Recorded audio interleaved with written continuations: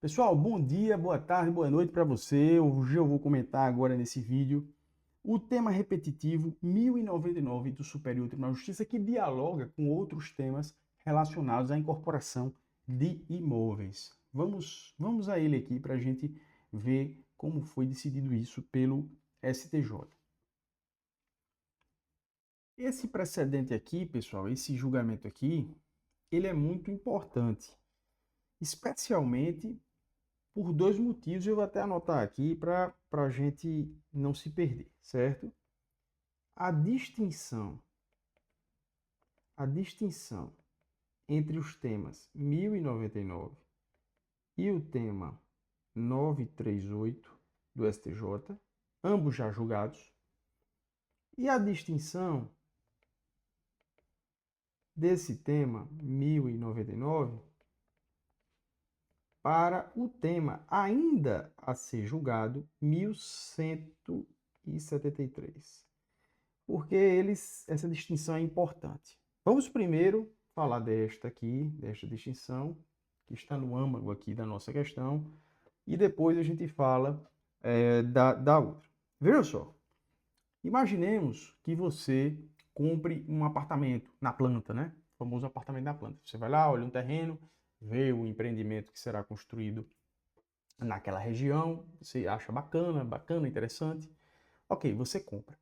E aí, na hora de fazer o contrato, construtora grande, ela insere duas cláusulas, duas amiguinhas aqui, duas cláusulas. Uma cláusula que transfere para você o encargo da corretagem pela venda daquela unidade imobiliária. Então, a construtora, ela deixa claro, ó, eu vou te vender esse apartamento aqui na planta por R$ 500 mil, mas você que vai pagar o corretor. Ela coloca essa cláusula no contrato, ok. E ela coloca mais uma cláusula no contrato, uma cláusula chamada SAT, né? Serviço de Assessoria Técnico-Imobiliária, que seria, de uma maneira mais ampla, uma atividade que ela desenvolveu para construção daquele empreendimento ou para assessoria técnica imobiliária de incorporação e etc. Ela coloca essas duas cláusulas. Você assina, compra o imóvel, mas durante a construção do empreendimento, você revendo os seus papéis lá, você diz, rapaz, isso aqui é abusivo. Eu entendo que é abusivo transferir para mim, comprador de uma área, né, de um apartamento na planta, os custos com a intermediação imobiliária, ou seja, os custos da corretária, eu entendo que é ilícito. E entendo também que é ilícito o tal do SAT, né? Essa cláusula aqui, me transferindo aqui um encargo por serviço de assessoria técnico-imobiliária, eu entendo que é ilegal. Aí você entra na justiça. Veja só, o empreendimento está bem, o empreendimento está terminando, você já está próximo, já está vendo o apartamento lá no acabamento, você comprou na planta, já se passaram 5, 6 anos, você está vendo lá, está tudo ok, certo? Do ponto de vista do objeto contratual principal, que é justamente a entrega do apartamento e o pagamento das suas parcelas, sua parte é o pagamento das parcelas, da parte da construtora, a entrega da unidade imobiliária, está tudo ok. A questão é que você, na vigência de uma relação contratual, você quer discutir a abusividade dessas duas cláusulas. E quer, obviamente, rever os recursos que você pagou a título delas. Essa questão, essa questão que eu lhes falei, foi decidida pelo Superior Tribunal de Justiça no tema 938. 938. Que não é o tema que a gente está discutindo aqui, certo? Esse tema 938, ele foi julgado pelo STJ e tinha como questão submetida ao julgamento os seguintes pontos. Item 1. Prescrição da pretensão de restituição das parcelas pagas a título de comissão de corretagem de assessoria imobiliária, sob o fundamento da abusividade. Você entendeu que seria abusivo. 2. Validade da cláusula contratual que transfere ao consumidor a obrigação de pagar comissão de corretagem e taxa de assessoria técnica imobiliária, SAT. Em relação à prescrição, no seio dessa relação contratual, o STJ decidiu o seguinte: incidência da prescrição trienal, 3 anos, sobre a pretensão de restituição dos valores pagos a título de comissão e a título dessa SAT aqui. né? Então, o STJ entendeu, interpretando aqui, fez uma interpretação, de certo modo, ampliativa desses dispositivos aqui do Código Civil, né? Artigo 206 do Código Civil. Prescreve em 3 anos, aí, pretensão de ressarcimento de enriquecimento sem causa e pretensão de reparação civil. Ele entendeu que na vigência contratual seriam aplicáveis essas duas prescrições, ok? E para isso, ele trilhou um raciocínio que ele vinha trilhando de um outro repetitivo. Eu não vou falar desse, tá? Só se você tiver curiosidade, porque também não tem nada a ver do ponto de vista do direito material, que são contratos de plano de seguro de assistência de saúde, pretensões securitárias, na vigência destas relações contratuais. Ele aplicou a mesma razão de decidir deste repetitivo 610, porque lá também, na relação com a construtora, também havia uma relação contratual que estava vigente. Então, entendam, o STJ, numa relação contratual sadia e vigente, no tema 938 entendeu dessa forma aplicar a prescrição trienal. Abrindo um parêntese, ele considerou legal a transferência do encargo com a corretagem, mas considerou ilegal a tal da SAT, ok? Isso aí do ponto de vista do direito material, mas o que nos interessa é a prescrição. Fechado o raciocínio, aí a gente vem para cá, para o nosso 1099. O 1099, ele foi afetado porque a Corte Especial, ela começou a ter uma interpretação mais restritiva daqueles artigos que eu li do Código Civil, mas para um outro contexto.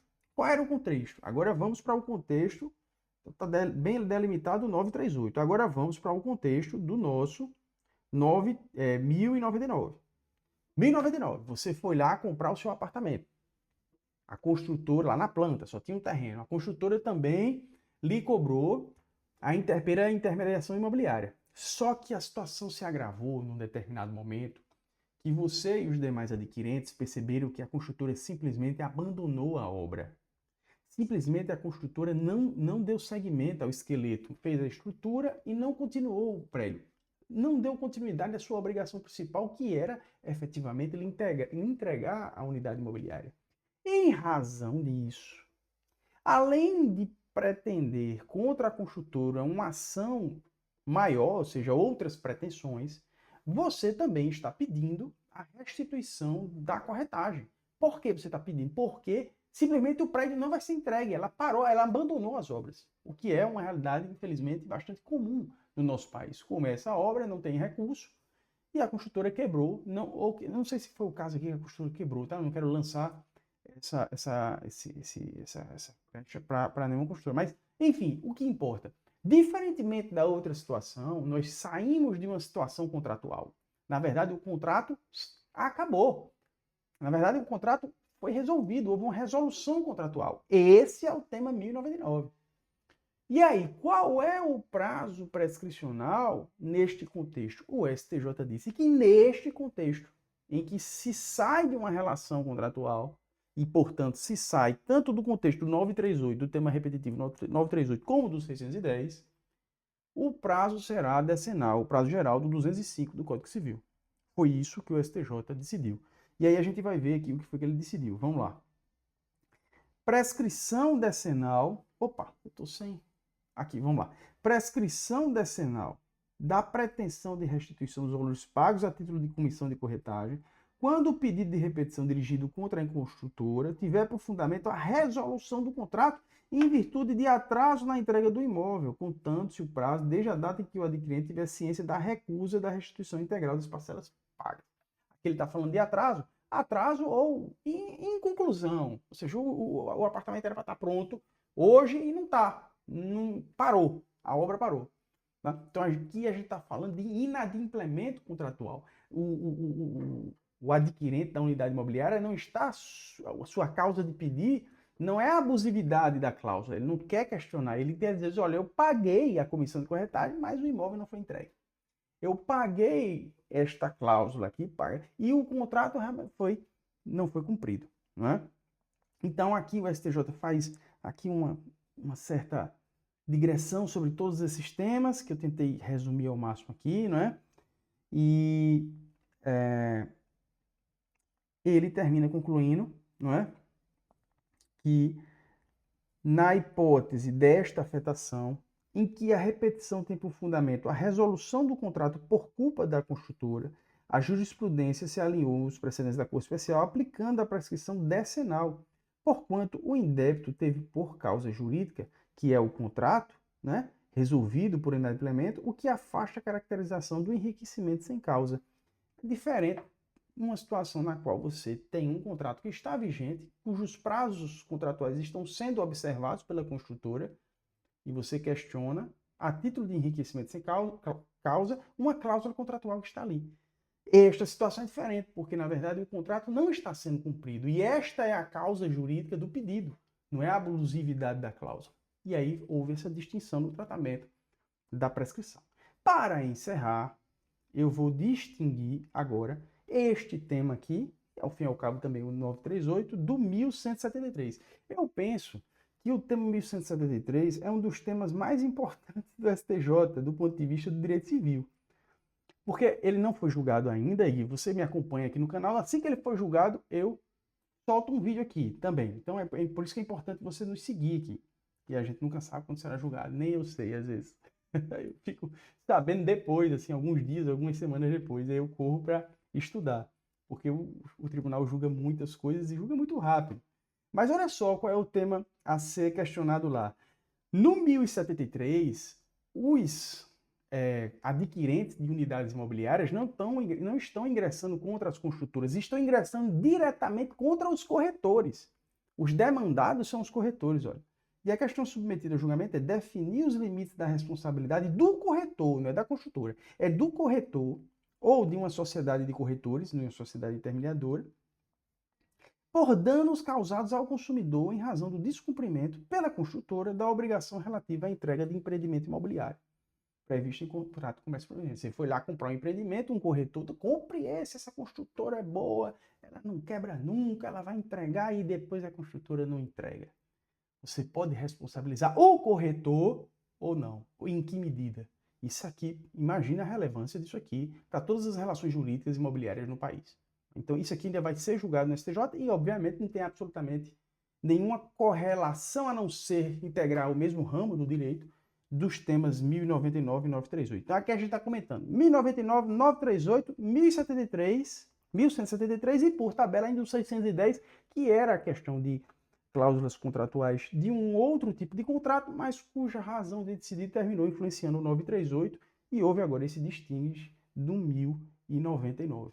Tá? Não, eu sei que se você está estudando esses temas agora, se você está começando a ler informativa, essas coisas podem parecer muito espinhentas, mas é assim que funciona um sistema de precedente, tem as suas particularidades e as distinções, e a minha ideia é justamente abrir aqui o meu grupo de estudo, o meu estudo, estudar junto com você, abrir a câmera aqui enquanto eu estudo, para que a gente possa compartilhar dessas nuances, né? Então esse foi o nosso comentário aqui do tema 1099, né? Nos acompanhe aqui para novos vídeos. Tenham todos uma boa semana, um bom dia, uma boa tarde, uma boa noite de estudos. Fiquem todos com Deus e até o nosso próximo vídeo aqui no canal. Até mais!